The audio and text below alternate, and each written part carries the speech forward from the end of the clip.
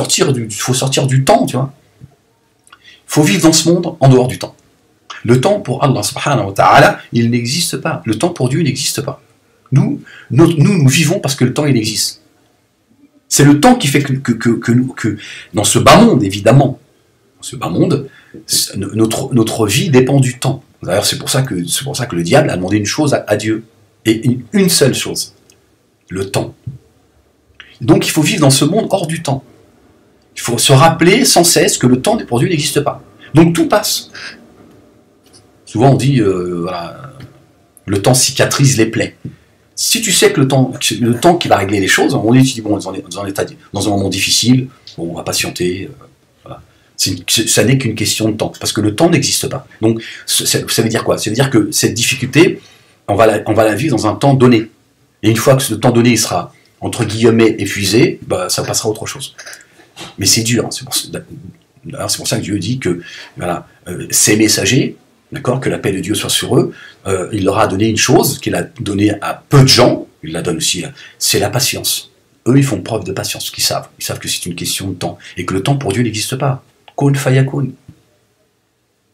Donc vivre dans ce temps, dans ce monde hors du temps, c'est vrai que c'est pas donné à tout le monde. Mais je vous le dis parce que pour que ça rentre dans votre esprit en tout cas, et pour certains, les plus curieux et les plus, ça fera son chemin. À un moment donné, chacun il fera de cette vérité, de cette phrase et de cette vérité, ce qu'il en voudra. Donc tout ça, on en revient à quoi? Jeu et amusement. Vous m'avez pris au défi. Alors j'ai dit ok, moi c'est kun fayakun. Je vais vous créer un monde dans les mondes. Attention, jouez pas avec moi. Sinon je vous mets à l'épreuve. Rappelez-vous quand vous n'étiez rien. Chapitre 76. C'est le verset 1 du chapitre 67. Regardez bien ce qui est dit. Au nom de Dieu, le miséricordieux, par essence et par excellence. N'est-il pas venu à l'homme dans l'éternité des temps, dans l'éternité des temps. Il met le temps au pluriel. Un moment où il n'était pas une chose notoire. Subhanallah.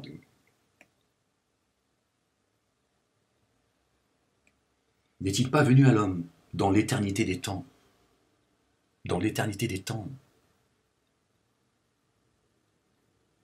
Donc ça veut dire qu'il y a des mondes où le temps il existe. Il y en a d'autres. Un ou plusieurs, Allah A'lam, je ne sais pas. Le temps n'existe pas. En tout cas, il n'est pas le même. Si on peut dire les choses comme ça pour rester prudent, ne pas s'associer à Dieu dans sa création. Un moment où il n'était pas une chose notoire. Subhanallah al-Azim.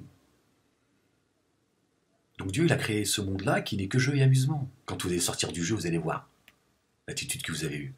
C'est-à-dire, tous, en fait, on s'est bouffé la gueule, on s'est pourri la vie dans un monde qui n'existait pas, en fait. Et Dieu, il a simplement montré ce qu'il y a en toi. Il l'a matérialisé, c'est tout. Il a dû matérialiser ta rébellion et ce que tu es devenu sans moi. Sans ma miséricorde, regarde ce que tu vas devenir.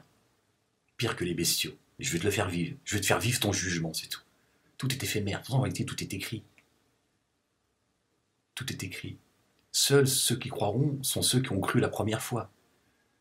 Donc Dieu, il dit, ouais, tu veux jouer? Très bien, je vais créer un monde, c'est un jeu et amusement, mais il va y avoir des règles. Par contre, il va y avoir des conséquences. C'est normal, tu veux jouer. Voilà. Allez, ça y est, je t'ai donné vie.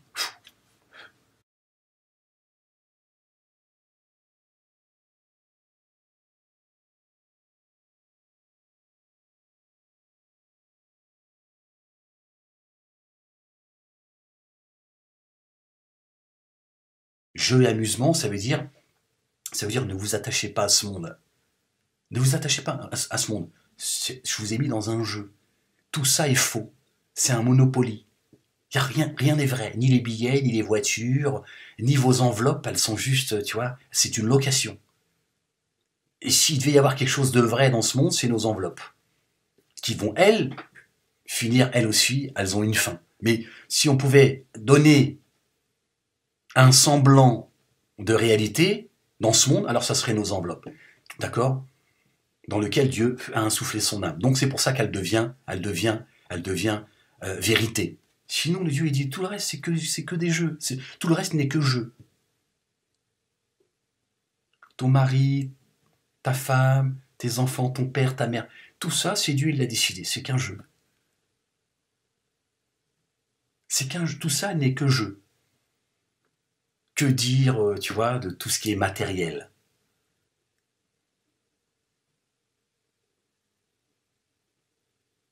Tout ça n'existe pas. Ne désespérez pas de la miséricorde de Dieu. Et ce monde, c'est un monde qui n'existe pas, il est éphémère. C'est une heure, une demi-journée que l'on passe dans ce monde en réalité. Une fois que tu sors du temps, il faut arriver à vivre dans ce monde en dehors du temps. C'est le temps qui nous donne le sentiment que la vie ici, elle est éternelle. Même si nous avons conscience qu'un jour, nous avons tous rendez-vous avec la mort. En réalité, le temps, tu vois, le temps, la réalité du temps, elle est entre les mains de Dieu. Nous, l'humain ne connaît pas la réalité du temps. On a un semblant de temps. On pense maîtriser le temps. Dieu, il a dit le temps, le temps de la nuit et du jour, vous ne le connaissez pas. Subhanallah al-azim.